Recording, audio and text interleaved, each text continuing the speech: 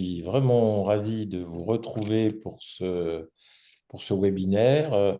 L'idée clé, elle est là, c'est peut-être de réhabiliter la notion de relation intense et bien sûr de s'initier ou apprendre des jeux psychologiques ou revisiter, parce que c'est une notion évidemment qu'on peut revisiter et encore revisiter. Voilà. Donc, tout simplement, hein, une brève présentation de l'analyse transactionnelle, hein. Donc, l'analyse transactionnelle a été inventée par un médecin devenu psychiatre qui s'appelait Eric Berne.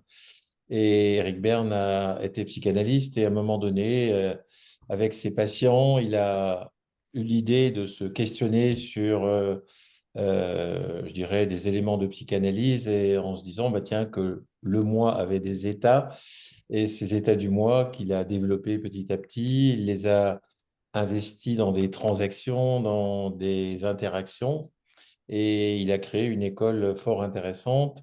Et un de ses ouvrages d'ailleurs les plus célèbres, qui s'est, je crois, vendu le plus à une époque, c'était Des jeux et des hommes, dont on vous reparlera après, et qui a eu un succès mondial à l'époque. Ce qui fait que le nom jeu traîne comme ça dans pas mal d'endroits, de consultants, de coachs, de psy, etc. Et parfois, malheureusement, sans savoir que ça vient d'Eric Berne. Voilà. Peut-être un des points clés qui va nous ramener au jeu psychologique, c'est de voir que Eric Berne a émis différents concepts, hein, différents postulats, mais un qui dit que une transaction, c'est l'interaction entre deux personnes, c'est-à-dire l'émission, la réception, la réflexion, le retour et à la nouvelle émission. Et pour Eric Berne, ça, c'est une transaction. Ce qui fait que d'ores et déjà, quand il a émis ce postulat, il était déjà un systémicien. Et j'aime bien rappeler à cet endroit-là que l'analyse transactionnelle est une approche systémique, même si ce n'est pas très souvent mis en avant. Voilà. Ensuite, le deuxième point qui est là, c'est qu'on va parler des relations intenses et qu'on va regarder notamment l'interaction ou le positionnement des jeux dans quelque chose qu'Éric Berne a appelé la structuration du temps, dont je reparlerai tout à l'heure. Et on verra qu'il y a une grande proximité entre la notion de jeu psychologique et la notion d'intimité. Et enfin, et je viens déjà d'en parler un peu, il s'agira d'explorer comment ces dynamiques peuvent correspondre à certains besoins fondamentaux tout en comportant des risques, puisque cette relation intense nous amène à des choses dont on va voir tout à l'heure qu'elles ne sont pas toujours sympathiques. Voilà. Ensuite, eh ben, du coup, je parlais des besoins fondamentaux et en fait, Eric Berne a travaillé sur trois besoins fondamentaux qui est le premier, enfin, il n'y a pas d'ordre hein, dans les jeux, dans les besoins fondamentaux, puisque en fait, ils sont reliés de manière importante. C'est le besoin de structuration du temps. Ce besoin de structuration du temps, c'est en fait la qualité du temps que je passe quand je suis en interaction avec les autres. Euh, Ça pourrait et ça sera peut-être l'objet d'un webinaire en tant que tel, parce que donc il y a 6 modes de structuration du temps. Et ce besoin de structuration du temps, il est lié à un besoin beaucoup plus fondamental encore, beaucoup plus archaïque, qui est le besoin de structure. En fait, dès qu'on vient au monde, ben, d'abord on vient au monde dans une structure hein, qui s'appelle l'utérus, et puis on sort, on est dans une structure, dans des structures qui sont autour de nous, qui commencent à être par exemple les bras de maman ou la peau de maman, etc., le ventre de maman. Et puis après, on a plein de structures qui nous accompagnent tout au long de notre vie. Le deuxième besoin que nous avons mis en évidence, hein, c'est le besoin de signes de reconnaissance. Peut-être que vous verrez ici ou là SDR, hein, c'est le résumé des signes de reconnaissance. Et ce besoin de signes de reconnaissance, il est lui aussi lié à un besoin beaucoup plus profond et beaucoup plus archaïque, qui est le besoin de stimulation. Et en fait, des stimulations, nous sommes entourés, hein, nous sommes bombardés de stimulation interne ou externe en permanence. La pression atmosphérique, le temps qu'il fait, le vent qui souffle sur notre joue, bref, le désir, enfin, il y en a il y en a des milliers. Et donc, ces stimulations, à un moment donné, on peut les élaborer en regardant la théorie des signes de reconnaissance. Et là aussi, ça pourrait être en soi un webinaire en tant que tel. Et enfin, il y a un troisième besoin que Berne avait mis en évidence, c'est le besoin de position de vie. Ce besoin de position de vie, en fait, c'est le fait que profondément, chacun a besoin d'occuper une place dans sa vie. J'ai le souvenir comme ça d'une famille. Alors pour ceux qui connaissent la Franche-Comté, hein, qui est une famille de Bollais, c'est un petit village entre Vesoul et Jussé. Et dans ce petit village, il y avait, je me souviens, j'étais assez jeune, il y avait une interview d'une maman qui avait eu 20 ou 21 enfants, je ne me souviens plus. Et elle disait, ben, je ne me rappelle pas tous les prénoms, mais je me rappelle des numéros numéro un, numéro 2, numéro 3, numéro 4. Et en fait, bah, elle disait inconsciemment la place que chaque enfant avait dans l'histoire de la famille. Et on s'apercevra que dans notre vie, cette notion de place, cette notion de position, eh bien, Berne l'a exprimée en termes de position de vie. Et je pense que chacune et chacun ici a déjà entendu parler de la position OK, OK, non OK, non OK, OK, non OK, non OK, OK, qui là aussi pourrait être tout à fait un webinaire à lui tout seul. Voilà. Et puis la thé contemporaine a mis en évidence un quatrième besoin, c'est le besoin de sens. Et ce besoin de sens, profondément, si on revient à la théorie de Maslow, eh bien, on va voir que c'est un besoin de réalisation de soi, un besoin de recherche de à quoi je sers dans ce monde. Et donc, en fait, on va s'apercevoir que par la théorie des signes de reconnaissance, de la structuration du temps, pardon, puisque les relations intenses sont un des six éléments, enfin sont deux, pardon, des six éléments dans la structuration du temps, que je vais nommer brièvement. Le retrait. Le retrait, en fait, c'est la faculté qu'on a chacune et chacun d'aller se rechercher du ressourcement, du repos. Ça peut être un retrait effectif, objectif que nous faisons en allant nous isoler. Ça peut être un moment où je ferme les yeux pendant une réunion et je vais penser 2 secondes à autre chose pour que mon cerveau se repose. Et il le fait d'ailleurs très spontanément. Il y a ensuite le besoin de rituels. Pour ceux qui sont en entreprise, on pourrait parler de routine, voilà, en amélioration continue de la performance. Et donc, ce besoin de rituels, c'est des choses qui sont simples à faire, simples à penser, qui sont quasiment automatiques. Et par exemple, dire bonjour le matin peut être un rituel. Ça peut être aussi quelque chose de plus intime, mais c'est d'abord un rituel. Ensuite, le troisième, c'est la notion de passe-temps dans la structuration du temps. Le passe-temps, c'est un espace qui, comme son nom l'indique, a rapport avec le temps qui passe. Et dans ce temps qui passe, je vais pouvoir faire connaissance de manière un petit peu plus approfondie avec l'autre, engager quelque chose de la relation avec l'autre. Et par exemple, si on est dans un transport en commun, qu'on a quelqu'un qu'on ne connaît pas à côté de nous, en face de nous, il arrive parfois qu'on puisse lier connaissance en parlant de choses et d'autres, de cinéma, de théâtre, de voyage, de métier, etc., etc. Ce besoin de passe-temps, enfin, cet espace de passe-temps, c'est quelque chose qui va nous permettre de commencer à regarder, tiens, mais chez cet autre-là en face de moi, tiens, il y a telle chose que je pourrais approfondir un peu. Et c'est un moment important dans les relations humaines qui fait qu'on est prêt à aller un petit peu plus loin avec l'autre. Et cet un peu plus loin pourra être soit de l'activité, soit de l'intimité, soit des jeux psychologiques. Et l'activité, ben, correspond profondément chez chaque être humain au besoin de se produire, de produire quelque chose de soi.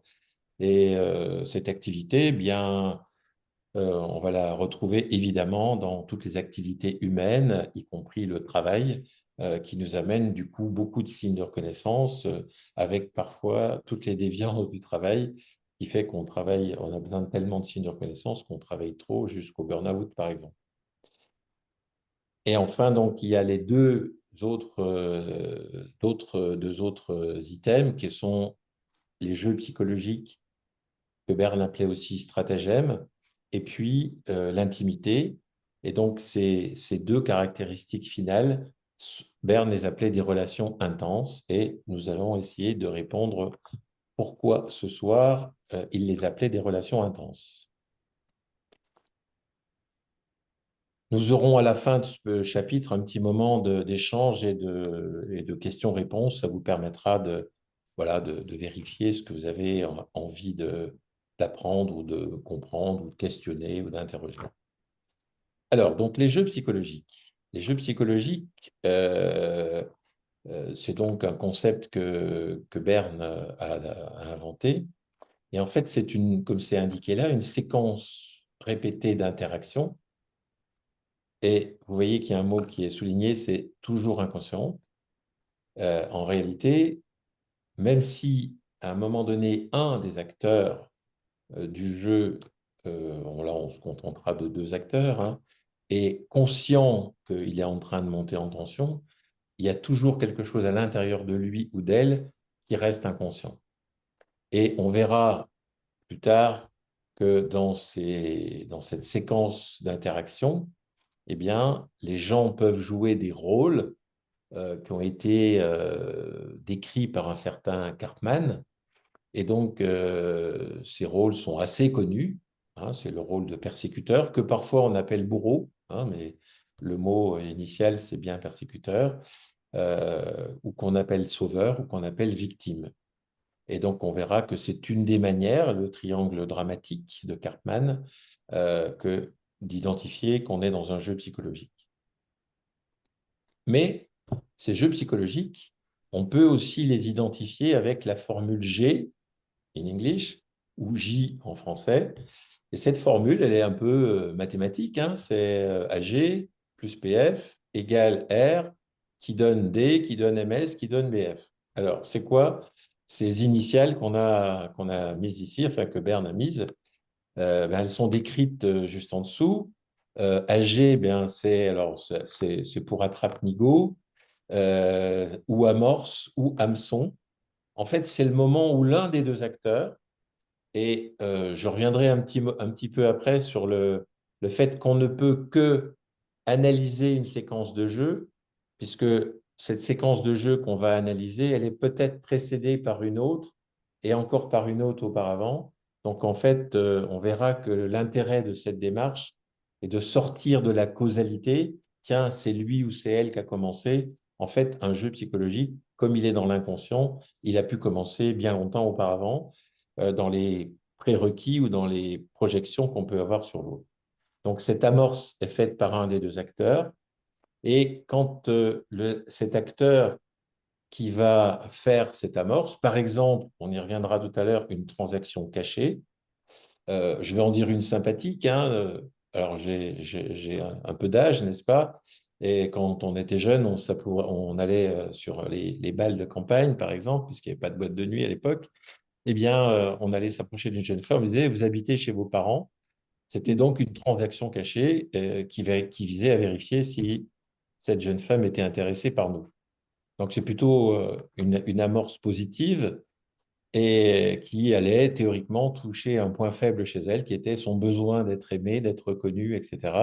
Et en fait, un point faible, c'est bien sûr complètement dans l'inconscient, et c'est quelque chose qui va nous accrocher, nous hameçonner, nous amorcer, voilà, et qui va faire que dès que les deux personnes se sont accrochées, alors va commencer quelque chose qui est une série de répliques allant de une minimum à beaucoup parfois. Peut-être la réplique la plus importante que je connaisse, c'est le fameux coup de pied de l'âne, hein, trouve décrit par un grand auteur français, voilà, qui donne la mule du pape, hein, c'est pas l'âne d'ailleurs, c'est la mule, qui 7 ans plus tard va donner un coup de pied au pape parce qu'elle s'est souvenue d'un moment où ce pape avait été désagréable avec elle. Donc, un jeu, ça peut durer très longtemps. On verra même que, on n'aura pas le temps de le voir ce soir, évidemment, mais c'est des choses qu'on peut approfondir, qu'il y a des jeux dans les jeux. En fait, c'est quelque chose d'assez intéressant, l'analyse des jeux. Et donc, il y a une série de répliques, un peu comme au théâtre, hein, ça ressemble un peu à une pièce de théâtre. Et puis, un peu comme au théâtre toujours, eh ben, il y a alors, c'est décrit chez certains auteurs comme un déclic ou un retournement. Et moi, j'aime bien le mot de Berne qui était coup de théâtre. Et ce coup de théâtre, c'est en fait un retournement du jeu. Les deux acteurs, pendant un temps, faisaient des répliques où il y en a un qui était en position haute, par exemple persécuteur ou sauveur, et l'autre victime. Et puis, au moment du coup de théâtre, il y a un retournement, il y a un renversement, et l'autre acteur change de rôle. Il peut devenir persécuteur, il peut devenir sauveur, bref. Et là, de ce retournement du jeu, ou dans le jeu, pardon, arrive ce qu'on appelle un moment, enfin ce que Berne appelle un moment de stupeur. Et ce moment de stupeur, il peut être exprimé par voilà, une foultitude, une quantité d'expressions populaires. Oh, ben, les bras m'en sont tombés, ou bien oh, ben, j'en suis resté comme de ronds de flanc, ou bien je tombe des nues, ou bien oh, ben, à ce moment-là, mon sang n'a fait qu'un tour, ou ça perd l'hypopète, ou bien j'étais comme un lapin dans les phares d'une voiture, ou j'étais resté scotché. Enfin bref, on a plein d'expressions qui montrent que, en fait, on a été comme sidéré parfois. Mais quand on va un petit peu plus loin, on s'aperçoit que après ce moment de stupeur, si on interroge un des deux acteurs, ou même si aujourd'hui on les mettait dans un scanner, enfin dans un IRM, pardon, et qu'on regarde leurs réactions physiques, émotionnelles et dans leur aire cérébrale, alors on verrait certainement que le bénéfice final du jeu, c'est de l'attention, j'y reviendrai un peu plus loin, mais c'est donc des bénéfices négatifs et d'ailleurs, Berne, en parlant de bénéfice, il n'a pas écrit benefit, mais il a écrit pay-off. Et pay-off, c'est comme si on soldait quelque chose. Et par exemple, on pourrait solder un carnet de timbres, pour ceux qui connaissent l'analyse transactionnelle, c'est-à-dire l'ensemble des émotions non exprimées que j'ai gardées depuis un certain temps, voire tout au long de ma vie. Voilà. Ce qui fait que des fois, quand j'ai été euh, je dirais, quand j'ai eu un certain nombre de jeux dans la journée avec mes collègues au travail, alors il se peut que le chien qui se met dans mes pattes le soir prenne un grand coup de pied et bénéficie du règlement des timbres que je n'ai pas émis avec d'autres. Voilà. Et donc, du coup, la caractéristique. Ah, ben, en parlant de timbre, tiens, il y a mon chat qui vient nous voir. Non, non, non, non, Minette, pardon. Voilà. La chatte qui vient dire bonsoir. Et donc, ces deux acteurs se sentent mal. Et en fait, un des bénéfices, le double bénéfice d'un jeu à cet endroit-là, c'est qu'il y a un bénéfice positif. Et ça, c'est un des éléments sur lesquels je veux vraiment beaucoup insister. C'est qu'en fait, il nourrit notre sentiment d'exister. Il nourrit notre besoin de stimulation. Et en fait, c'est une donnée à la fois biologique et psychologique. Et si on regarde, on y reviendra dans les diapos suivantes, mais on va s'apercevoir que bien, notre pouls s'accélère, notre respiration peut s'accélérer, nos muscles peuvent être tendus, on peut avoir mal à l'estomac, etc., etc. On va avoir des sensations physiologiques à la fin d'un jeu, et plus le jeu sera intense, plus les réactions physiologiques seront importantes. Donc, on a un indicateur physiologique qui fait qu'à un moment donné, je vais me sentir euh, vraiment bien vivant finalement. Voyez. Et ça, c'est un des bénéfices qui fait que les jeux sont classés dans les relations intenses. Je pense que ça, c'est un point qui n'est pas, de mon point de vue, souvent assez mis en avant par X ou Y intervenants. Je pense que c'est vraiment un point clé de regarder que finalement, ce jeu psychologique, eh bien, il va amener quelque chose de positif. Berne insiste bien sur la caractéristique positive des jeux, puisque ça me permet de me sentir vivant.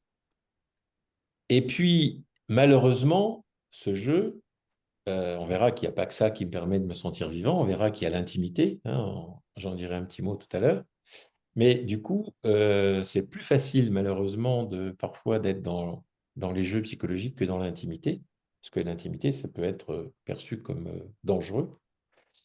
Et quand on est dans cette dynamique du jeu, alors on va s'apercevoir que enfin, les deux acteurs, à la fin du jeu, donc ils se sentent mal, mais surtout, ils voient leur cadre de référence renforcé. Le cadre de référence, je pense que vous connaissez ce concept, hein, c'est un ensemble de pensées, croyances, comportements, valeurs, etc., qu'on a et qui font notre filtre à travers le monde, hein, qui nous permet aussi notre carte, hein, qui nous permet de nous orienter dans le monde. Mais ce cadre de référence, il est rempli de croyances scénariques et malheureusement, il y en a des limitantes, voire des dommageables. Et donc, en fait, quand on fait un jeu, ce qu'il faut retenir, si je simplifiais, alors je pense que c'est, alors non, c'est pas là, ça doit être un peu plus loin, voilà, c'est qu'en fait, il y a un aspect positif, j'y reviendrai, et puis qu'il y a un aspect négatif. C'est vraiment ça qui fait que nous, les humains, nous jouons souvent. Voilà. Et du coup, comment est-ce qu'on identifie les jeux? Eh bien, on peut les identifier, comme je viens de le dire, mais on peut aussi identifier les jeux avec le triangle dramatique dit de Karpman. Et ce triangle dramatique, en fait, il est composé de trois dimensions. La dimension du persécuteur, et là aussi, c'est important de faire un lien avec le parent normatif négatif. Voilà. J'espère que toutes les personnes connaissent un petit peu l'analyse transactionnelle. Voilà. Sinon, ben, voilà, comme c'est indiqué, vous pouvez venir à la formation, on pourra vous en parler. Voilà. Et puis, il y a aussi un sauveur, et là, c'est le parent nourricier négatif. Alors là, on y a une superwoman, là, on dirait. Voilà. Et puis, il y a une victime. Et la victime, c'est important de le comprendre, elle est composée, elle est jouée par un rôle, dans des rôles sociaux, que sont l'enfant libre négatif, l'enfant soumis négatif ou l'enfant rebelle négatif. Et en fait, on va voir que les jeux psychologiques, pris dans ce triangle dramatique, vont chercher tout, toute l'énergie ou toutes les énergies de tous nos états du moi négatifs, en réalité. Et naturellement, quand on est dans un jeu, on voit bien que l'adulte de la personne n'est pas engagé.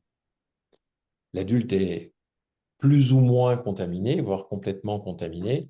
Et donc, on va s'apercevoir que donc les jeux psychologiques hein, vont s'exprimer à travers ces différents rôles. Et si à un moment donné, dans l'interaction avec quelqu'un, je me sens happé dans une position, je dirais presque malgré moi d'aidant, alors je suis peut-être dans le sauveur. Si au contraire, me sens accusateur, juge, alors je suis vraisemblablement dans le persécuteur. Ou si je me sens une pauvre victime, malheureux, pas de chance, etc., ou râleur, ou je sais pas quoi, ou si je m'en vais, si j'abandonne la partie, alors vraisemblablement, je suis dans une position de victime. Voilà une des manières d'aborder les jeux. Et comme je le disais tout à l'heure, dans les jeux psychologiques, on va résumer cela en regardant qu'il y a toujours deux aspects, et c'est vraiment ces deux aspects qui nous paraissent importants. C'est le fait que d'un côté, il y a ces éléments positifs, Et ces éléments positifs, eh bien, ça correspond à notre besoin de reconnaissance qui est dans la structuration du temps. Et l'aspect négatif, c'est que ça renforce le scénario de chacun des acteurs. Là, on vous a mis quelques exemples de jeux, hein. Je ne sais plus combien Berne en a identifié, mais il en a identifié un grand nombre. Et là, j'ai mis les plus. Enfin, j'aime bien ces jeux-là. Il y en a un qui vient enfin, ça vient d'ailleurs du yiddish, je crois. C'est plutôt du langage yiddish, mais c'est quelque chose qui vient de contes allemands, qui s'appelle Schlemiel, ou Schlemiel en français, mais en allemand on dit Schlemiel. Et donc, ce jeu de Schlemiel, en gros, c'est l'éléphant dans un magasin de porcelaine. J'aime bien raconter cette petite anecdote, bien sûr, qui est purement inventée, hein, du jeune homme un peu simple qui épouse une belle jeune femme dont les parents sont propriétaires d'un magasin de porcelaine et d'objets précieux, et qui, sous les conseils de sa chérie, voilà, achète un haut de forme, une canne, une redingote, voilà, qui se met sur son 31, comme on disait de mon temps, et puis qui va demander la main de la belle à ses futurs beaux-parents, et qui, évidemment, est maladroit, pas à l'aise dans sa redingote, et qui commence en se retournant avec la queue de la redingote, renverser un vase, en enlevant son chapeau, il renverse, je ne sais pas quoi, un truc en cristal, et bon, pour finir, il aura détruit en partie le magasin de porcelaine, et évidemment, il se fera pas apprécié du tout, voire rejeté par les parents. Et c'est donc là bien qu'on va voir qu'il y a de l'intensité dans le jeu, et en même temps que le bénéfice final est le rejet que la personne avait à l'intérieur d'elle-même. Donc c'est un jeu de victime. Et puis je vais vous parler d'un jeu de persécuteur, c'est Je te tiens à salaud. Alors, je choisis quelque chose que j'ai malheureusement rencontré beaucoup dans les entreprises. Vous voyez, c'est le cadre sympathique qui, chaque fois que vous faites une bêtise, dit: «Oh, bah, c'est pas grave, non, non, mais c'est pas grave. Je vois qu'il y a Annie qui est là, tiens, je vais te choisir. Bah, c'est pas grave, Annie, non, non, mais c'est bon, non, pas du tout, mais c'est pas grave, non, non, mais t'inquiète, t'inquiète, c'est pas bon, voilà. Voilà, c'est bon. Et puis le lendemain, Annie, je dis: oh, ben non, non, mais c'est pas grave, puis c'est pas grave, ainsi de suite. Et puis, d'un seul coup, arrive l'entretien annuel de progrès. Et puis là, j'ai mon petit carnet. Puis je dis à Annie, bah, tiens, tel jour, à telle heure, tu as fait ça, tu as fait ça, tu as fait ça, tu as fait ça, tu as fait ça. Mais ça ne va pas du tout, hein. Ça va pas du tout. Et là, du coup, Annie tombe des nues. Elle ne comprend pas parce que je suis en train clairement de la persécuter. Et en fait, à l'intérieur de moi, je considère que tous les autres sont des salauds et que j'ai à m'en méfier. Et donc, un jour ou l'autre, je vais leur régler leur compte. Donc ça, c'est un jeu de persécuteur. Et il y en a bien sûr bien d'autres. Ensuite, il y a des jeux de sauveurs. Et les jeux de sauveurs, ben, c'est quelqu'un qui va vous aider, qui va faire tout pour vous, qui va être extrêmement gentil. Alors bon, je ne vais pas faire pardon, le sexiste, hein, mais je suis désolé, hein. Ça m'est arrivé avec ma maman, donc j'ai le droit de le dire, hein. On a tous eu à un moment donné une personne dans notre vie qui nous a dit, ben, ah mon pauvre, qu'est-ce que tu aurais fait sans moi? Sous-entendu, sans moi, tu n'es pas grand-chose. Avec tout ce que j'ai fait pour toi, voilà. Et donc ce jeu sans moi, c'est un jeu de sauveur.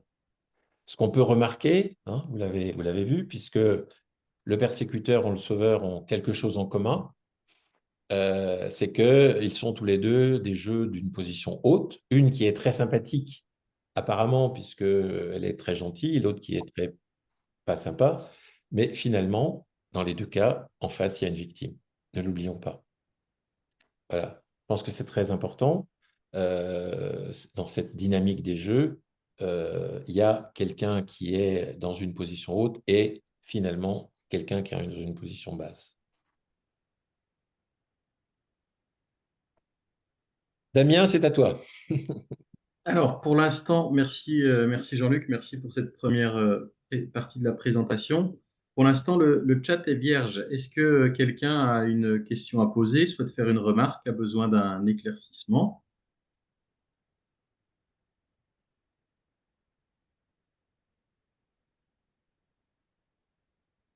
Eh bien, c'est sans doute que notre orateur est parfaitement clair. Merci, Damien. Merci. Je vais peut-être ajouter un truc, du coup, à cet endroit-là. Un des éléments que je n'ai pas nommé, mais voilà, quand on parle des jeux, je vous dis, c'est immense, quoi. Enfin, pour moi, c'est quelque chose qui me passionne. Et je n'ai pas parlé des transactions cachées.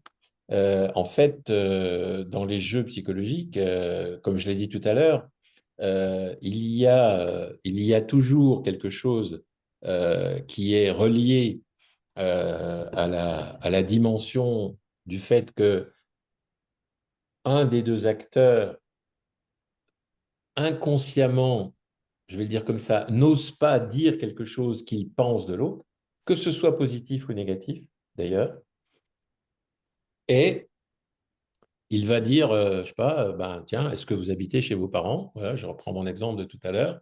Au lieu de dire, vous me plaisez, j'ai envie qu'on passe un peu de temps ensemble, ben, on va faire une phrase codée euh, que l'autre peut-être va pouvoir comprendre.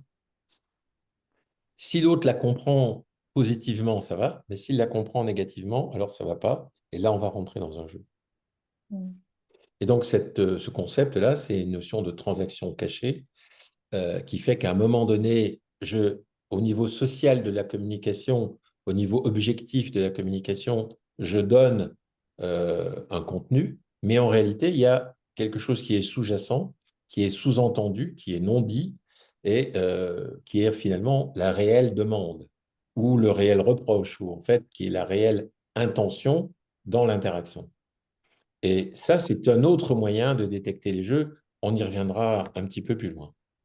Voilà. Moi j'aimerais, Jean-Luc, revenir sur cette notion d'intensité dont tu parles. Je pense, moi, quand on parle de jeux psychologiques, je pense beaucoup à des relations dysfonctionnelles. Je pense qu'on connaît tous des couples qui se déchirent très souvent, ou alors des relations manager à collaborateurs qui sont dysfonctionnelles. Est-ce que quand tu dis que entretenir ce jeu psychologique, ça permet de se sentir vivant, ça voudrait dire que quand on a un collaborateur et par exemple un manager qui passe leur journée à se taper dessus ou à s'affronter, c'est une manière pour eux de se sentir vivant à ce moment-là? Oui, oui, oui. Je pense que l'ambiguïté dans le cerveau est telle que, en fait, ça peut nous faire penser à la dimension qu'un monsieur qui s'appelle Jean-Didier Vincent, qui est un neurobiologiste, psychanalyste, enfin, c'est quelqu'un que j'aime beaucoup, décrit à un moment donné, c'est-à-dire qu'il parle du circuit noradrénergique et du circuit dopaminergique dans notre cerveau. Et en fait, dans notre cerveau, ces deux circuits comment dire, s'auto-contrôlent. S'il y a quelque chose qui est trop noradrénergique, alors l'aspect dopaminergique vient pour mettre de l'équilibre, de l'homéostasie. Et puis, si au contraire, il y a trop de dopaminergique, ben, le noradrénergique intervient pour, pareil, atténuer et ramener de l'homéostasie. Eh ben, on pourrait dire qu'à l'intérieur de nous, il y a ces deux dimensions. Évidemment, vous avez compris que le circuit dopaminergique, hein, tout le monde en entend un peu parler, c'est plutôt positif. Et noradrénergique, c'est plutôt négatif, ça sert à faire la guerre, etc., etc. Voilà. Et donc, en tout cas, au moment où des gens sont dans un jeu psychologique, et surtout s'il dure, c'est qu'ils ont des enjeux entre eux et que la seule manière qu'ils ont de pouvoir exister, entretenir des relations, c'est à la fois dans cette tension qui les rend vivants. Par exemple, le bénéfice du collaborateur, il peut dire à sa femme le soir ou à ses amis, ouais, t'as vu ce salaud, machin, ouais, il m'a encore machin, etc. Vous voyez, la personne, elle va en rajouter, elle va raconter, elle va se plaindre, voilà. Et puis le chef va dire, putain, machin, Polo, là, putain, il va dire, vraiment, il me fait chier, quoi, enfin, etc. Et il va aussi, lui, pouvoir en parler. Et finalement, eh bien, oui, presque c'est une raison d'être, quoi. Voilà. Ça va, Damien? Ouais, ouais. Donc, si on reprend l'exemple du couple, on a tous en exemple des couples qui sont comme ça, qui se déchirent puis se remettent ensemble, ça sous-tend que en fait, c'est la seule manière qu'ils ont de sentir l'amour. C'est pour ça qu'ils entretiendraient ça. Ah, sentir l'amour, j'irai pas jusque-là. Mais en tout cas, de sentir enfin, le lien qui Le existe entre. lien, ouais, Voilà. le lien. Oui, Martine, je t'en prie. Le lien, oui. Oui, oui. Quand tu dis ça, Damien, ça me fait penser à une anecdote que mon thérapeute me racontait. Il était petit et il voyait son grand-père et sa grand-mère rejouer la même scène chaque fois qu'ils sortaient dehors. Invariablement, ils sortaient leur petit garçon dehors, et puis leur petit-fils dehors, donc. Et puis le grand-père arrivait il y avait, vous savez, une entrée comme dans les maisons du temps. Et dans l'entrée, bah, il y avait les chaussures, les manteaux, enfin je sais pas quoi, voilà. Et le grand-père disait, mais où est mon chapeau? Et sa femme l'engueulait en disant, mais enfin, il est sur l'armoire, comme d'habitude. Et le petit garçon se disait, mais c'est pas possible, quoi. Et ils font ça à chaque fois qu'on sort dehors. Le grand-père, il est pas fou, il sait bien où est son chapeau. Et grand-mère, pourquoi? Elle lui dit méchamment, comme ça. Et un jour, comme ça, il en a parlé à son grand-père et il dit, tu sais, mon petit, bah, ta mamie et moi, on n'a plus beaucoup d'épices dans notre vie, alors c'est notre petite épice quotidien. Mhm. Mhm. Voilà. Tu vois, il y a quelque chose Ouais, d'une ouais, sens que ça servait à quelque chose, les jeux. Voilà. ouais, elle est touchante, cette anecdote.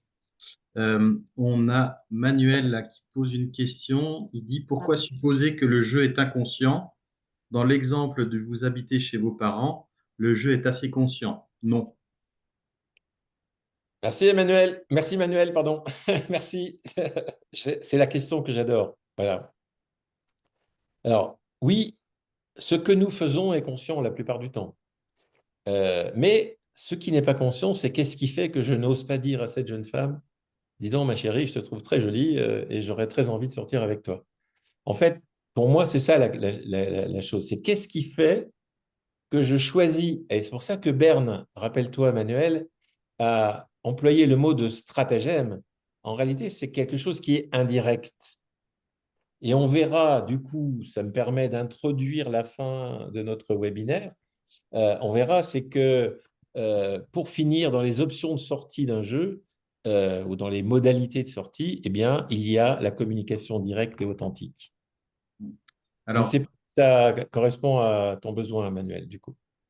en lien avec ce que tu viens de dire, Jean-Luc, on a Denis qui écrit dans le oui, chat, le oui. jeu serait-il une façon d'éviter l'intimité? Bravo, Denis. C'est une façon d'éviter l'intimité. En fait, dans la structuration du temps, on va y venir peut-être tout après. Hein, on va parler de la structuration, de la place des jeux dans la structuration du temps pour que vous. Évidemment, je ne vais pas le développer énormément parce que ça serait, je l'ai dit, un webinaire en soi. Mais je pense que c'est important que je vous en parle. Et on va voir que justement, les jeux se situent entre l'activité et l'intimité. Et pour ceux qui sont des consultants ou des choses comme ça, on parle d'activité sans intimité ou d'activité avec intimité dans le travail, notamment dans la notion de flow. Voilà.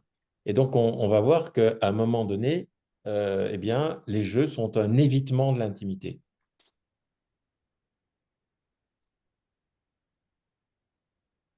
Merci, Jean-Luc. Et la stade suivante? Alors, attends, parce qu'il y a une question qui Ah, est arrivée entre-temps. Océane nous demande, j'ai envie d'ajouter une phrase de Mélanie Klein, il me semble, sur la théorie du lien. Vivre ensemble nous tue, nous séparer est mortel. Waouh! I love you, Océane. Excellent. Ouais, ça dit bien l'ambivalence de l'être humain. Alors là, du coup, on pourrait, si on était dans une formation, creuser jusqu'au moment de l'origine des jeux, peut-être, qui serait dans la relation d'objet au huitième mois, où Mélanie Klein a beaucoup travaillé, mais bon, on va pas développer ce soir. Voilà. En tout cas, merci Océane de ta pertinente remarque. D'autres choses? C'est bon, on peut poursuivre. Alors, eh bien, comme je l'ai dit tout à l'heure, en fait, l'intimité et les jeux psychologiques, en fait, c'est les deux faces d'une même quête. C'est une quête de rencontre de l'autre. c'est le besoin profond que j'ai de, parfois même, de me fondre dans l'autre. Hein. Je laisse chacune et chacun fantasmer sur ces moments de notre vie où on a voulu comme ça aller, voilà, peut-être rentrer dans l'autre, etc., etc., dans les moments positifs. Hein, voilà.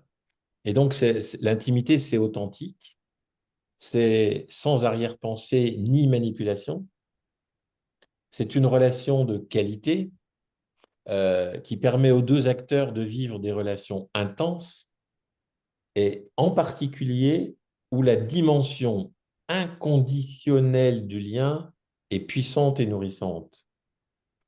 Euh, En fait, une autre manière de parler de l'intimité, et moi j'aime bien le souligner, c'est la capacité de se dire ou de vivre ensemble ce qui va et ce qui ne va pas. Ce qui fait que dans l'intimité, je peux dire à quelqu'un quelque chose de conditionnellement négatif, qui s'oppose donc à inconditionnel, ben c'est parce que justement, il y a ce lien inconditionnel qui fait que je suis en sécurité pour dire à l'autre ce qui va intimement, ce que je veux, mes besoins les plus intimes, les plus profonds, et aussi ce qui ne me va pas, ce qui ne me convient pas, ce que je n'accepte pas. Mais comme c'est dans le cadre d'une relation inconditionnellement positive, alors c'est bon, je peux y aller. Je peux me foutre à poil. Voilà. Alors que dans les jeux psychologiques, eh bien, ça masque, les jeux psychologiques, en fait, ils masquent ce besoin d'intimité. Et pour ça, je vous donnerai un petit exemple. Tiens, je n'y ai pas pensé en préparant, mais ça me vient, je vous parlerai d'un petit garçon qui s'appelait Antoine. Et donc, en fait, dans les jeux psychologiques, c'est un échange qui est souvent répétitif et conflictuel, en fait, qui a comme fonction de renforcer nos croyances scénariques négatives. Et si, pour ceux qui sont un peu freudiens, et je vois que je sais qu'Océane, elle est en train de devenir une grande freudienne, puisqu'elle est déjà une kleinienne, eh bien, alors, il y a la notion de compulsion de répétition. C'est quelque chose qui, au fond de moi, me pousse à répéter quelque chose dans le but d'obtenir quelque chose de positif, mais dont je sais que ça sera négatif. Et par exemple, à l'issue d'un jeu, une personne va penser, jamais mes besoins ne seront satisfaits. Voilà. Et ainsi, il va se confirmer, se conforter dans cette croyance qui n'est pas toujours consciente. Vous voyez, tout à l'heure, j'étais voilà, dans l'après-midi avec une patiente et j'étais vraiment intéressé par l'échange qu'on avait à propos de comment cette personne, depuis toute petite, elle a été parentifiée, on dit dans le jargon psy, c'est-à-dire qu'elle a pris en charge ses parents d'une certaine manière. Et à un moment de l'échange, la personne me dit, ah ben oui, mais quand même, pas autant. Et puis, à la fin, en me racontant un moment de son histoire, j'ai été vraiment très touché parce que, en fait, la personne, pour une part, commençait à réaliser avec beaucoup d'émotion que oui, en effet, toute sa vie, elle s'est mise au service de l'autre. Et, et donc, elle a été sauveur d'une certaine manière. Voilà. Pas que, heureusement, hein, heureusement. Voilà. Et en fait, moi, je formulerai les choses comme ça, c'est que les jeux sont en fait une tentative maladroite d'accéder à l'intimité. Et donc, je vais parler du petit Antoine. En fait, le petit Antoine, c'est un petit garçon qui était le fils d'une de mes consoeurs et amies, que je vais appeler Marie, comme ça. Et un jour, j'amène Marie chez elle, elle m'invite à déjeuner un jour, et elle habitait le sous-sol d'un immeuble byzantin, ça se passait à Besançon. Et donc, on gare la voiture au garage, on monte dans l'ascenseur.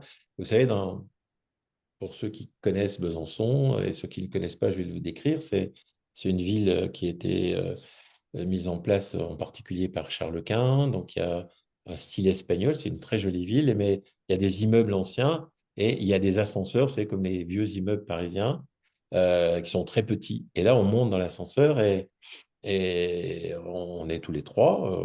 Voilà, j'étais un peu plus mince à l'époque, mais bon, on tenait bien notre place dans l'ascenseur. Et là, au premier étage, nous on arrive du sous-sol, arrive une dame très, très, imposante, on va dire. Et bah, voilà, on est plaqué contre la paroi avec sa jolie poitrine, etc., généreuse. Et puis, d'un seul coup, on entend le petit Antoine qui dit: «Maman, elle pue, la grosse dame.» Et là, évidemment, sa maman a mis une claque, petit Antoine, en devenant toute rouge, en se confondant d'excuses auprès de la dame. Bon, finalement, la dame s'en va. Et en sortant de l'ascenseur, le petit Antoine se précipite devant la porte, rentre dans la maison et va s'enfermer dans la chambre en pleurant, en boudant, etc. Et puis, du coup, s'ensuit une discussion entre Marie et moi. Et on échange à propos de ce qui se passe et je lui montre que ce qu'elle a fait n'est pas cohérent parce que je sais combien Marie attache de l'importance à dire à son fils qu'il est important de dire tout le temps ce qu'il pense directement. Et là, d'un seul coup, sans le prévenir, elle lui apprend comment ne pas être intime, ne pas être authentique. Alors, c'est vrai que c'est humiliant hein, de dire ce qu'il a dit, mais Antoine, il a 4 ans à l'époque et il ne sait pas ce que ça veut dire. Comment on apprend à faire des jeux psychologiques? Eh ben, c'est quand on est intime, quand on est petit, et que d'un seul coup, les grandes personnes, sans nous expliquer, nous disent que c'est pas bien, que c'est pas comme ça, qu'il faut pas faire ça. Voilà. Ça nous amènerait sur d'autres concepts qui s'appellent les drivers, mais on va rester dans les jeux ce soir. Voilà. Et donc, du coup, on va venir à la notion du positionnement de l'intimité et des jeux. Je vais me concentrer, comme vous aurez les documents, vous pourrez prendre le temps de les regarder, mais je vais me concentrer sur le tableau qui est ici et qui montre, alors il y a un petit bug là, c'est faible et fort, hein, voilà. Et donc en noir, c'est l'intensité forte et en blanc, c'est l'intensité faible. Voilà. Donc, vous verrez que dans ce tableau qui montre ben, la structuration du temps telle que je vous l'ai décrite au début, vous voyez, il y a le retrait, les rituels, le passe-temps, l'activité, les jeux psychologiques ou stratagèmes et l'intimité. Vous avez les états du moi investis, vous avez les signes de reconnaissance, et puis vous avez la quantité d'énergie qui est libérée dans cette catégorie-là. Et puis vous avez en face l'intensité. Voilà. Et donc vous verrez qu'il y a un lien entre l'intensité et la quantité d'énergie libérée, évidemment. Voilà. Donc on voit que dans le retrait, eh bien, les états du moi investis sont... Il n'y en a pas, parce que je suis avec moi-même. Alors, on pourrait dire qu'il peut y avoir tous mes états du moi avec moi, mais ça, c'est pas dans l'interaction. On n'a pas de signe de reconnaissance avec l'environnement, puisqu'on est, là encore une fois, avec soi-même. Et finalement, la quantité d'énergie en termes de bénéfice hein, de l'interaction, elle est très faible. Voilà, elle n'est pas nulle parce que bah, je suis en train de me ressourcer. Voilà. Dans les rituels, les états du moi investis, c'est surtout le parent. Hein, voilà, c'est des choses normalisées, prévues, prévisibles. Voilà, comme ça nous met pas en danger. La quantité de signes de reconnaissance, elle est positive, mais elle est faible. Et l'intensité, pareil, elle est faible également. Dans les passe-temps, on a là aussi le parent qui investit, mais il y a un petit bout d'adulte dans la stratégie qui fait que ben, je vais chercher à comprendre l'autre, à le connaître. Voilà, je vais commencer à avoir un peu d'interaction profonde. Donc, du coup, là, la quantité de signes de reconnaissance est plus importante et l'énergie et l'intensité sont aussi plus importantes. On va arriver dans l'activité. Et l'activité, là, on va plutôt mobiliser, on mobilise tous ces états du moi, hein, mais ce qui est privilégié, c'est l'adulte, l'état du moi adulte. Et là, on va avoir une bonne quantité de signes de reconnaissance et une bonne quantité d'énergie et d'intensité. Et je le disais tout à l'heure, l'activité, elle a été captée par ben, les responsables, les différentes figures d'autorité, voilà, qui ont capté ce besoin d'activité, parce que l'activité, ça correspond aussi au besoin de se produire, voilà, nous-mêmes. Donc, c'est quelque chose d'important et ça peut nous amener à surinvestir cette partie-là, parce que c'est à la fois bénéfique pour les groupes et bénéfique pour les personnes. on pourrait y revenir, ça pourrait même faire l'objet aussi d'un webinaire en soi. Et là, on va arriver aux deux derniers. Et les deux derniers, ce sont ces fameuses activités intenses. Et je vais commencer par l'intimité. Je reviendrai au jeu psychologique, puisque j'ai dit que c'était finalement un évitement de l'intimité qu'on a appris tout au long de notre vie et très tôt dans notre enfance. Eh ben, l'intimité, ça va aller chercher l'enfant libre, positif, et naturellement, tous les états du moi positif qui seront au service de la satisfaction des besoins profonds des deux acteurs. Donc, la quantité de signes de reconnaissance, elle est maximum. La quantité d'énergie, elle est maximum. Et l'intensité, elle est, on ne l'a pas mis maximum là par respect, mais elle est maximum. Et je pense que chacune et chacun d'entre nous a l'expérience de l'intimité et du coup a l'expérience de la qualité de ce qu'on peut trouver dans l'intimité. Et malheureusement, les jeux psychologiques, on les a inventés, les humains, on les a inventés, parce qu'en fait, cette intimité, elle n'est pas toujours simple, pas toujours facile à aller chercher. Et on nous a même désappris parfois à aller chercher cette intimité. Et donc, du coup, on va mobiliser tous nos états du moi négatif. Et ce qui est représenté en termes de signes de reconnaissance, c'est que ce qui est positif, c'est que ça nous donne le sentiment de vivre, mais que ce qui est négatif, c'est que ça vient renforcer nos comportements d'échec. Et en réalité, l'énergie, la quantité d'énergie libérée est finalement, malgré tout, moins importante que dans l'intimité. Et l'intensité, même si elle peut être paroxystique par moment quand il y a passage à l'acte, là, il faudrait, si on faisait un séminaire uniquement sur les jeux, on pourrait regarder qu'il y a des jeux de premier degré, de deuxième degré et de troisième degré qui finissent souvent à la morgue, en prison, à l'hôpital, etc. Donc, cette quantité d'énergie peut être paroxystique, mais elle est malheureusement mauvaise. Voilà ce que je peux vous dire sur la comparaison à cet endroit-là avec les jeux.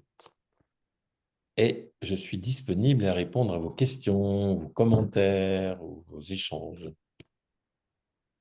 Alors, il n'y a rien dans le chat pour l'instant, mais si quelqu'un souhaite la parole, il est bien sûr le bienvenu à se manifester.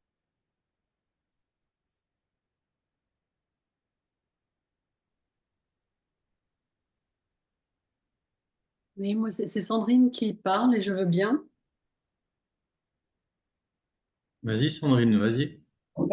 Jean-Luc, je reviens sur le schéma là de précédemment et notamment ce que tu as dit sur l'activité, le fait qu'en entreprise, souvent on se concentre sur l'activité. Après tout, ça donne pas mal de signes de reconnaissance et si c'est plutôt bien mené, ça donne de l'énergie et c'est OK. Et puis, du coup, ça vient dans mon esprit là par rapport à une organisation que j'accompagne. Euh, Après tout, enfin, dans ta vision finalement, est-ce que l'être humain a forcément besoin de vivre de l'intimité, y compris dans son milieu professionnel, et donc va y aller, et soit il y va de façon dysfonctionnelle via du jeu, soit il y va de façon saine via de l'intimité qui libère de l'enfant libre, comme on le voit là. Oui, Euh, Tu vois, je me pose vraiment la question, puis c'est un clin d'œil pour Florence aussi par rapport à l'élément humain. Enfin, je me dis intimité, ouverture, en fait, hein. oui. Euh, voilà, dans ta vision, est-ce que cette intimité est forcément gage de performance ou est-ce qu'après tout, on peut fonctionner sans intimité dans une équipe et c'est OK, et ça peut être très bien, tu vois. Enfin, Oui, euh, oui, ah bah, j'adore cette ta espèce de question. quête d'intimité dans les organisations, quoi. Bah, si tu veux, alors là, bon, on va Mhm. avoir En plusieurs synthèse. webinaires. On va pouvoir Peut-être. plusieurs webinaires. Tu tapes en plein dans un sujet qui m'est très cher. Alors, du coup, là, c'est plutôt dans la dimension entreprise, hein, qui est les étapes de développement des collaborateurs. Et dans les étapes de développement des collaborateurs, ce que je pense, et ce que j'ai même une manière de le représenter, enfin, qui est partagé avec mon ami et ex-associé Jacques Moreau, que tu connais, je crois, Sandrine.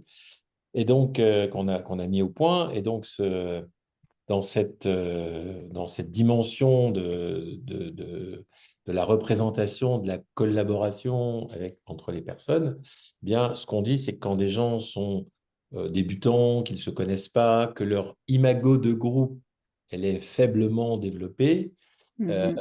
eh bien, du coup, alors, les gens peuvent travailler, mais leur productivité, elle est de 60%.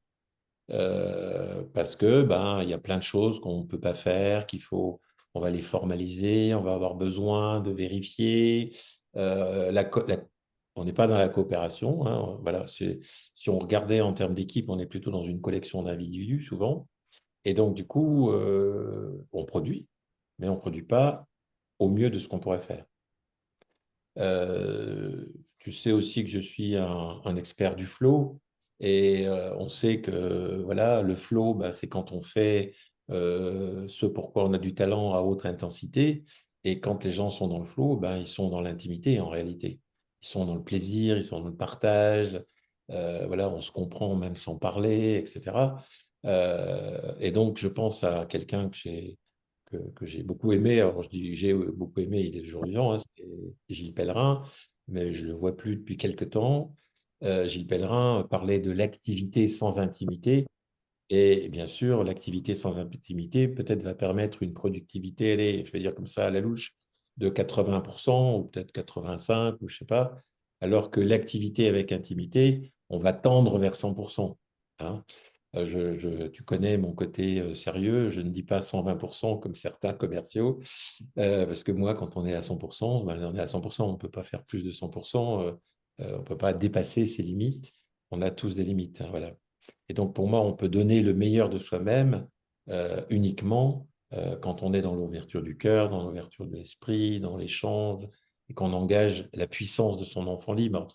Et donc, du coup, pour moi, oui, il y a de l'activité sans intimité, avec une productivité qui est supérieure à celle d'un groupe, je dirais, de débutants. L'imago de groupe est plus ajusté, etc. Mais réellement, la pleine puissance d'un groupe, elle est donnée par l'activité avec intimité. Voilà ce que je peux te dire, Sandrine. Et comme tu peux le remarquer, c'est quelque chose qui m'est cher, du coup. Mhm. Voilà. Merci. Je veux dire, Merci Sandrine pour Bonsoir. cette question. Bonsoir. Je vais juste prendre la parole et m'adresser. Alors, je rejoins l'avis de Sandrine.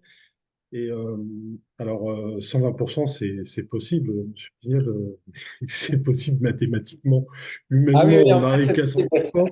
Mais moi, je suis dans le commerce. Alors, comme vous aviez parlé de commerce, ben, je rebondis, je profite du trampoline pour rebondir.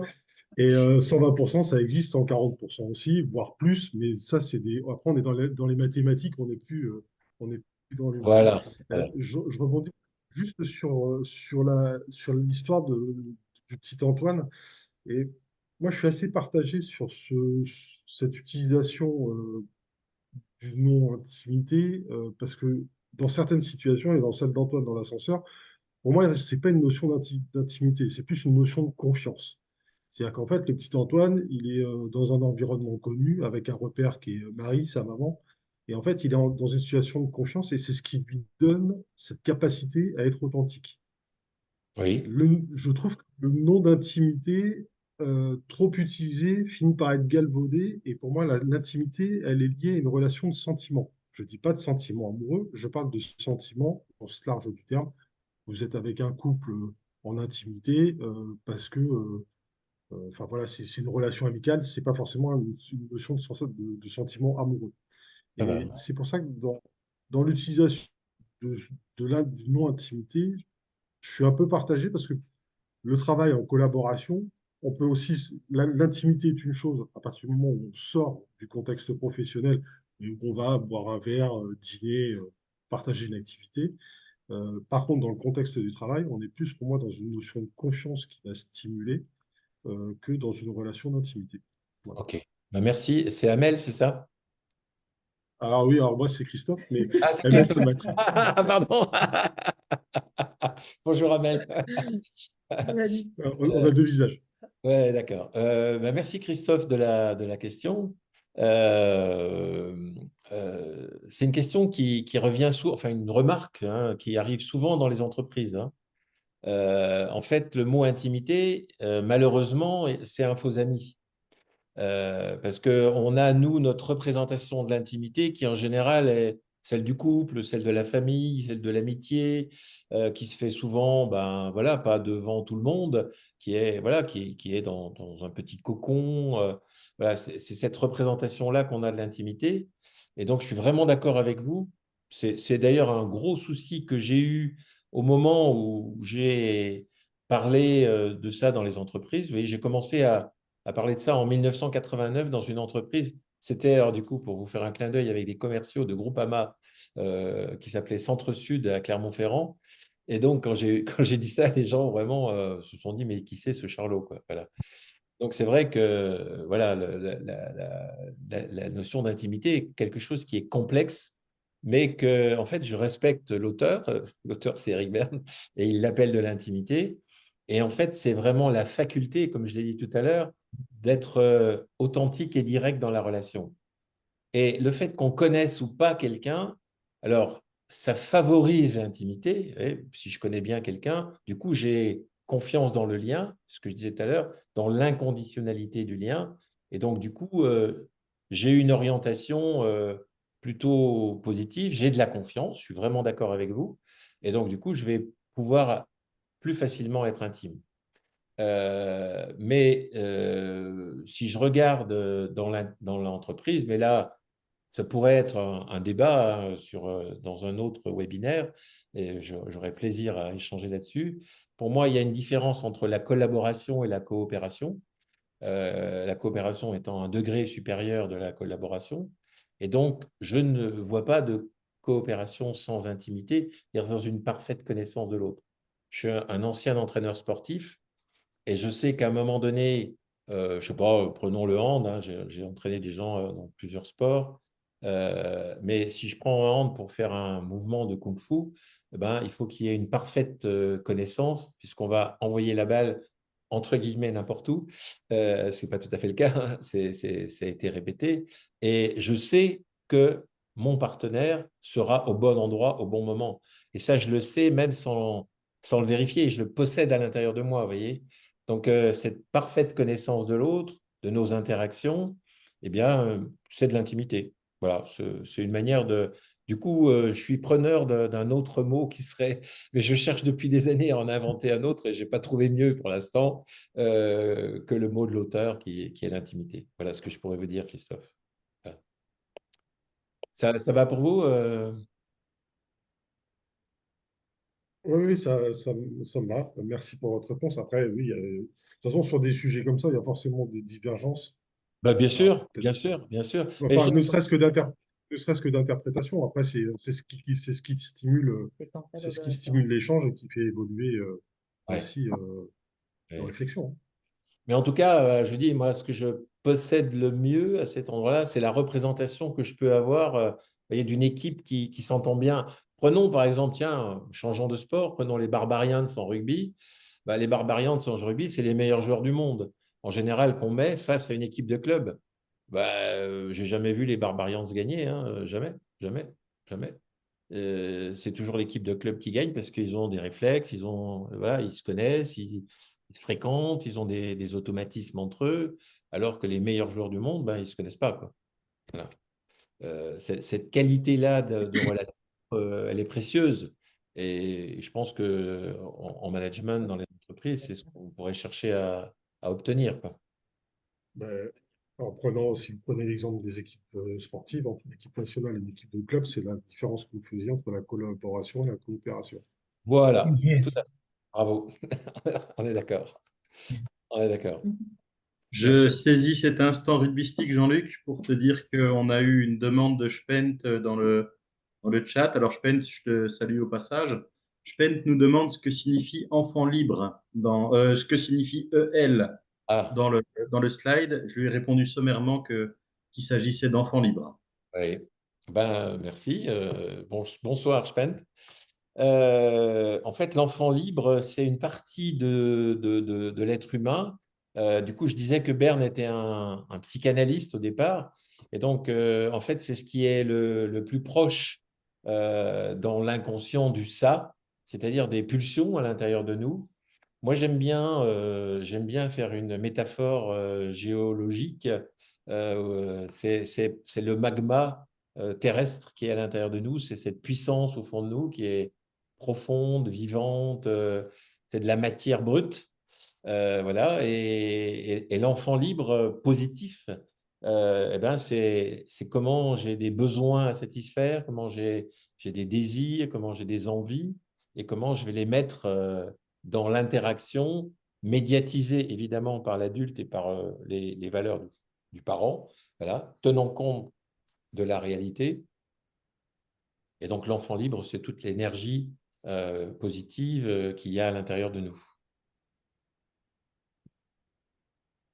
Merci Jean-Luc. Plus de questions? Écoute, apparemment, il n'y a plus de questions. On peut passer à Eh la bien, suite. je vais poursuivre. Petit complément par rapport à tout à l'heure. En fait, c'est une explication, je dirais, que Berne ne pouvait pas donner à son époque, quoique il aurait pu, puisque la définition du stress a été donnée par un monsieur qui s'appelle Hans Selye. Et Hans Selye, donc, il a découvert cette année ce concept de stress en 1952, grande année s'il en fut, n'est-ce pas? Et donc, du coup, le stress, en fait, Hans Selye nous dit que c'est une réponse non spécifique de l'organisme dans son entier.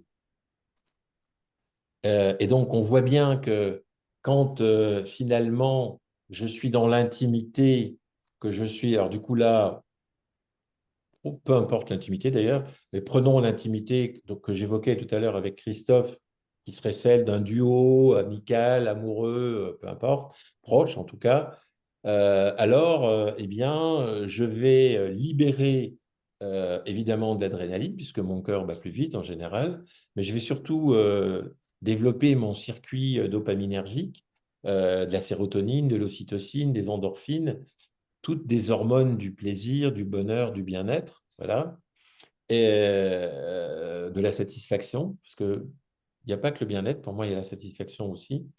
Et puis, en réalité, hein, si on prend l'ocytocine, on en trouve sur le muscle dans l'effort. Donc, c'est aussi une hormone qui, je dirais, fait un peu, qui met de l'huile dans les rouages, si je si je peux dire ainsi. Donc, en tout cas, dans l'intimité, on va avoir des hormones et des neurotransmetteurs positifs.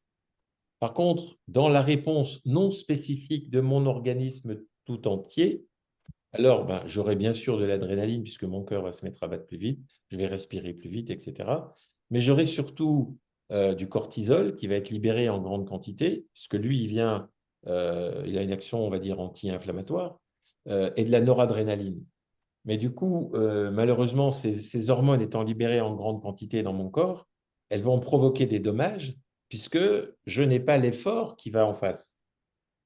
Et c'est comme si je me préparais au combat et puis en fait, j'ai la bouteille à soulever. Si je soulève la bouteille, ça ne va pas me demander un effort important. Parce qu'en fait, le bon stress, parce que ça existe, c'est quand j'ai une réponse adaptée. Dès que j'ai une réponse spécifique, évidemment, j'ai un peu de stress, mais c'est du stress positif. Et en réalité, quand... Jean-Luc, Oui, pardon. Jean-Luc, je me permets que tu parles de cortisol et de stress positif pour te dire qu'il est 20h14. Merci. Tu connais ma propension. Merci, Damien. C'est la raison de mon intervention. Merci. Merci. Voilà. Et donc, voilà, je vais m'arrêter là, du coup, pour l'instant. Je pense que tout le monde a compris. Voilà. Et après, on va regarder la diapo suivante. Et enfin, la diapo suivante, c'est comment est-ce qu'on sort d'un jeu? Voilà. Alors, on n'a pas mis toutes les possibilités de sortie d'un jeu, voilà, parce que du coup, il aurait fallu qu'on fasse un webinaire bien plus long. On en a choisi trois, hein, voilà. La première, c'est d'identifier mon rôle dans le jeu. Et à l'endroit où je suis persécuteur, reprocheur, etc., ben, je pourrais peut-être revenir à du parent normatif positif, dire mais quel est le cadre, quel est le contrat, c'est quoi les engagements, etc., etc. Revenir à du parent positif. Si je suis dans le parent nourricier négatif et que je prends l'autre en charge malgré lui, ben, je pourrais revenir là aussi au contrat. Qu'est-ce qu'on a prévu, de quoi tu as besoin, etc. Donc en fait, vous avez reconnu la notion de métacommunication. Et puis, si je suis en position de victime et que je ne sais pas demander pour mes besoins, alors je vais chercher à justement être capable, en capacité de demander pour mes besoins. Donc, identifier mes rôles pour pouvoir en sortir, évidemment. Voilà. Et après, une autre chose, c'est que peut-être, tu évoquais tout à l'heure, Damien, les gens qui, plusieurs fois dans la journée, couple ou cadres, collaborateurs, se prennent la tête, se prennent le chou, comme tu voudras. Et donc, c'est la prise de conscience des séquences répétitives qui Mm. existent entre nous. Et Oui. donc, avec l'idée de pouvoir, là aussi, méta-communiquer dessus, en disant, bah, tiens, là, ça fait 2 fois qu'on se prend la tête, dis donc, est-ce qu'on ne pourrait pas faire autrement? Vous voyez, enfin, il y a l'idée Mm. de que si j'ai conscience de la répétition, alors je vais pouvoir engager autre chose avec l'autre. C'est, je le sais, facile à dire, pas si facile à faire que ça. Mais c'est déjà un bon point. Voilà. Et enfin, il y a un joli schéma en dessous, hein, qui est le schéma des états du moi et des interactions entre deux personnes. Et donc, on voit bien qu'entre l'acteur qui est à gauche et l'acteur qui est à droite, à un moment donné, eh bien, il y a une stimulation qui part de l'adulte vers l'adulte de l'autre, et puis une réponse de l'adulte vers l'adulte de l'autre, mais que cette transaction au niveau social de la communication cache dessous, en fait, une vraie interaction qui est non dite, qui est cachée, et une réponse qui est cachée. Et parfois, quand je demande quelque chose en ayant peur d'obtenir une réponse négative, eh ben, j'obtiens une réponse négative. Vous voyez. Et donc, cette modalité-là, je dirais, d'identification des transactions cachées, est une assez bonne manière aussi de dévoiler un jeu et d'essayer d'en sortir.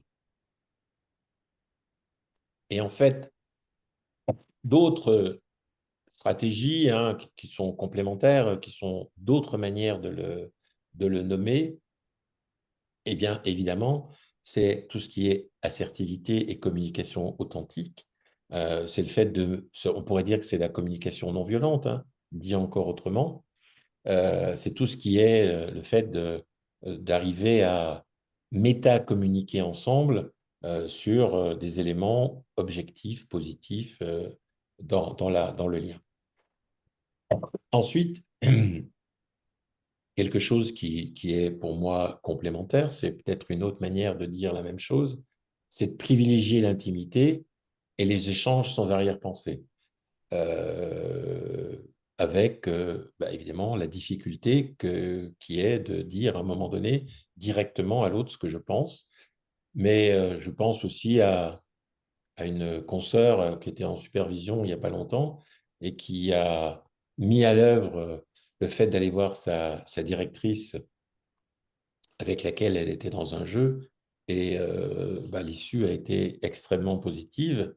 Et d'ailleurs, la consoeur avait déjà expérimenté ça une fois, mais ce que je lui ai conseillé, c'est de cette fois-ci, puisqu'elle en est sortie très positivement, eh bien, c'est de revoir régulièrement sa responsable pour maintenir l'intimité dans les échanges, parce qu'en fait, elle a compris quelque chose c'est que l'autre, en fait, a énormément de mal à être intime et authentique, et elle met beaucoup de jeux en place dans son management, et ce n'est pas la meilleure des choses pour un manager. Et du coup, je viens de donner aussi une piste, c'est que si j'y arrive, évidemment, parce que ce n'est pas si simple à faire que ça, alors je Non. vais renforcer les échanges de signes de reconnaissance conditionnels positifs. Alors pourquoi j'insiste sur les conditionnels? Parce que les signes de reconnaissance inconditionnelle, t'es formidable, t'es génial, tout ça, c'est non spécifique. même si je le pense vraiment, hein.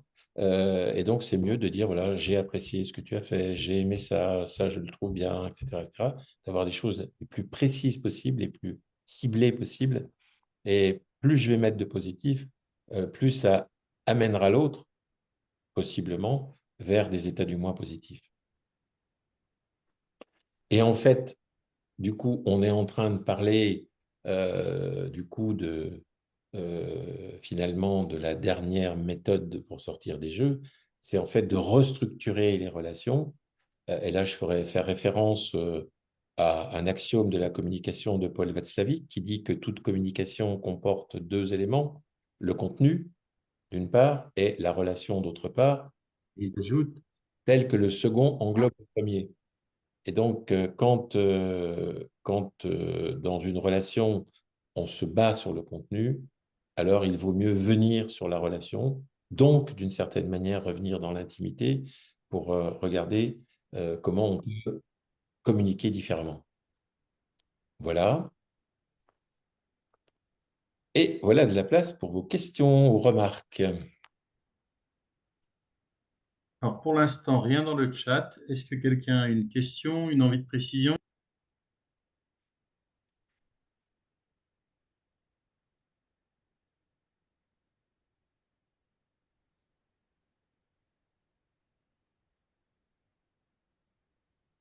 Eh bien, écoute, apparemment, pas de questions particulières.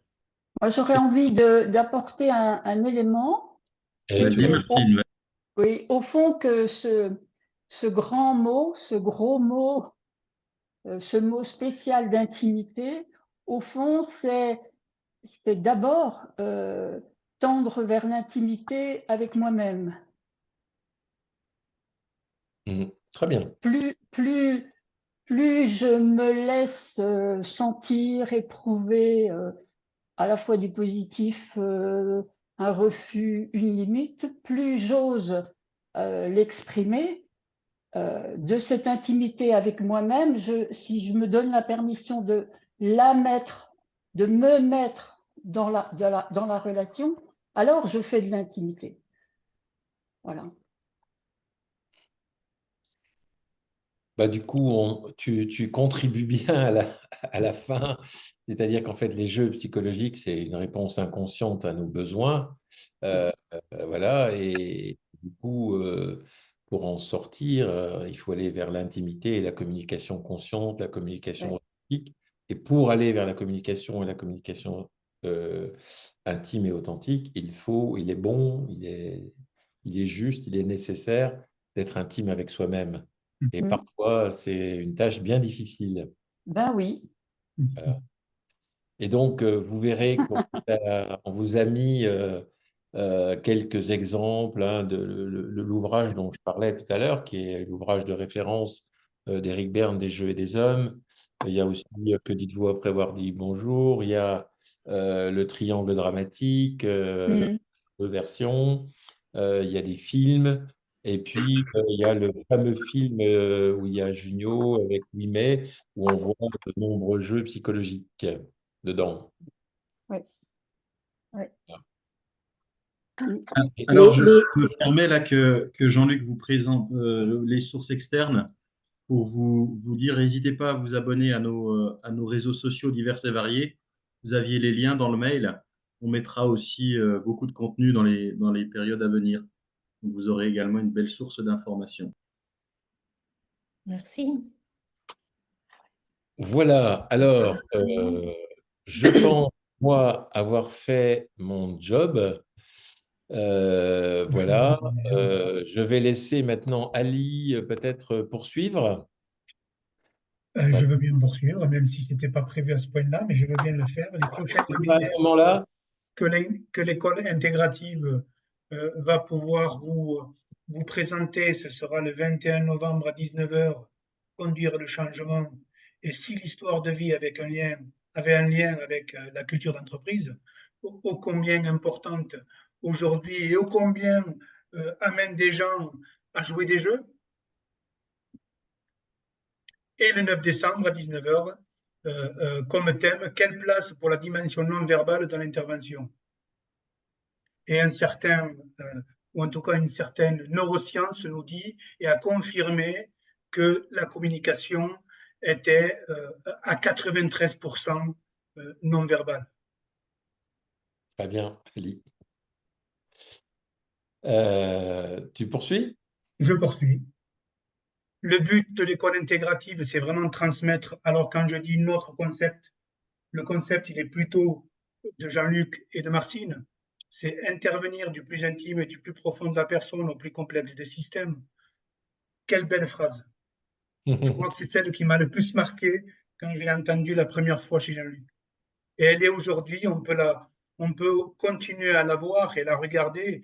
Et Martine vient de le dire. L'intimité est au plus intime et au plus profond de nous-mêmes qui se retrouve au plus complexe des organisations ou des systèmes. L'école intégrative propose un super parcours. Alors, voilà, moi, je vous invite à vous projeter, je vous invite à visualiser tout ce que vous pourrez vivre au travers de ce parcours avec ce que vous venez de vivre uniquement sur les jeux psychologiques. Uniquement. Je ne vous imagine même pas le feu d'artifice qu'il peut y avoir dans ces parcours-là. Chaque étape fera l'objet d'une certification qui pourra permettre à la personne qui n'a jamais touché à l'accompagnement ni à la relation d'aide de pouvoir commencer un travail de relation d'aide et d'accompagnement. En revanche, pour certains, pour ceux qui veulent faire le parcours complet, pour arriver jusqu'à didacticien, ils doivent passer par une étape 2, où à l'étape 2, on a deux alternatives, ou en tout cas deux façons d'accompagner l'individu ou d'accompagner les organisations. Psychopraticien PSI, ce sera plutôt d'accompagner les individus ou les groupes, mais vraiment de manière, entre guillemets, très intime, si je puis l'exprimer ainsi. Et puis les cliniciens des organisations, quant à eux, vont plutôt aller dans les entreprises et amener, ou en tout cas amener la bonne parole, ou en tout cas amener les bons concepts pour pouvoir comprendre ce qui se passe. Et allez, je vais juste citer les 5 niveaux et qui parlent de culture, bien évidemment. La culture va générer une organisation qui elle-même va générer un certain type d'interaction et qui elle-même va agir sur l'individu. Et on voit bien le lien qu'il peut y avoir dans la clinique des organisations. Nous apprenons comment passer de l'individu à la culture et comment passer de la culture à l'individu. Une troisième étape, et là je pense que la plupart des personnes peuvent s'arrêter à ce niveau-là, en tant qu'intervenant PSI, là vous aurez tout le package, si je puis m'exprimer ainsi, et là vous pourrez dire que vous avez tous les concepts et tous les outils pour pouvoir intervenir en tant que psychologue systémicien intégratif. Et le dernier, je ne pense pas qu'il y ait beaucoup d'élus, là il n'y a que Jean-Luc qui pourra répondre et Martine, didacticien PSI, là je pense qu'on sera à même de pouvoir véritablement transmettre ce que Jean-Luc et Martine ont construit depuis une quarantaine d'années. Et c'est ce à quoi je me destine, en tout cas pour ma part. Voilà le parcours de formation intervenant PSI. Voilà.